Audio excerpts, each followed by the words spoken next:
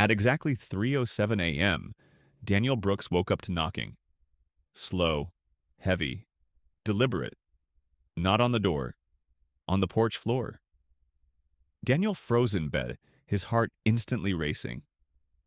He lived alone, far outside town, where the road turned to dirt and the forest pressed in from all sides.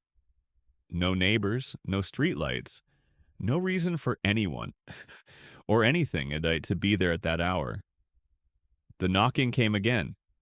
3 dull thuds. Daniel reached for his phone and checked the security camera app. The porch camera was on, but the image was wrong. The porch light flickered, casting long, broken shadows across the wooden boards. And right at the edge of the frame, something large was moving. Too low to the ground to be a person, too controlled to be the wind. Daniel swallowed hard and slid out of bed. The knocking came again, closer now. He grabbed a flashlight and walked toward the door, every instinct screaming at him to stop. Then he heard it, breathing, deep, ragged, struggling, right outside. Daniel slowly pulled the door open just a few inches and stepped back in shock. Standing on his porch was a mountain lion, a full-grown cougar. Its body was tense, muscles rigid under thin, dust-covered fur. Its chest heaved with every breath. Its eyes locked onto Daniel's, unblinking, glassy, and filled with something he had never seen in a predator before. Fear. The animal took one step forward, then collapsed. The sound it made wasn't a growl, it was a low, broken whine, barely louder than a breath. Daniel's legs went weak. Mountain lions don't approach humans, they don't beg. They don't collapse on porches. And then Daniel saw it. Trailing behind the animal was a length of heavy chain. Attached to its hind leg was a steel trap. The metal had bitten deep into the flesh. Blood darkened the wood beneath the animal. One wrong movement, and the leg twisted at an unnatural angle. Daniel felt cold spread through his chest. This wasn't an accident. Someone had set a trap, and somehow, impossibly, this mountain lion had dragged itself for miles, straight to his house. The cougar lifted its head again and looked directly at Daniel. Not aggressive, not hunting, waiting. Daniel slammed the door shut and locked it, his hands shaking violently. Not out of fear of attack, out of fear of what he now understood. If he did nothing, this animal would die on his porch.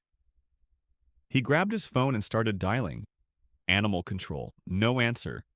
Wildlife services, voicemail. Local sheriff. Dispatcher said help was on the way, but it could take time. Outside, the breathing grew slower.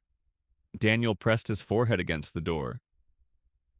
"I don't know how to help you," he whispered. But the knocking came again. Weaker. Desperate. Daniel pulled on a thick jacket, gloves, and boots. He grabbed a heavy blanket and a flashlight. Opening the door felt like stepping into a nightmare. The cougar barely reacted as he stepped outside. Its eyes followed him, but its body didn't move. Daniel stayed several feet away, heart pounding so loudly he was sure the animal could hear it. He gently tossed the blanket toward the cougar, careful not to spook it. The fabric landed across its shoulders. The animal flinched, then went still. Its breathing slowed slightly. Daniel realized something chilling. The cougar trusted him. Minutes passed like hours. The forest was silent. Then headlights cut through the trees. 2 wildlife officers arrived, followed by a rescue truck. They moved fast, calm, and focused. When they examined the trap, one of them cursed under his breath. "This is illegal," he said, "and deadly." They sedated the cougar and worked quickly to free the leg. The chain hit the porch with a metallic clang. One officer turned to Daniel. "If this animal hadn't come here," he said quietly, We wouldn't have found it in time. They loaded the cougar into a reinforced crate and secured it in the truck. Before closing the door, one rescuer paused. You know, he said, predators don't seek humans. Daniel nodded slowly. Unless, the rescuer continued, they have no other choice left. The trucks disappeared into the forest. The porch was silent again.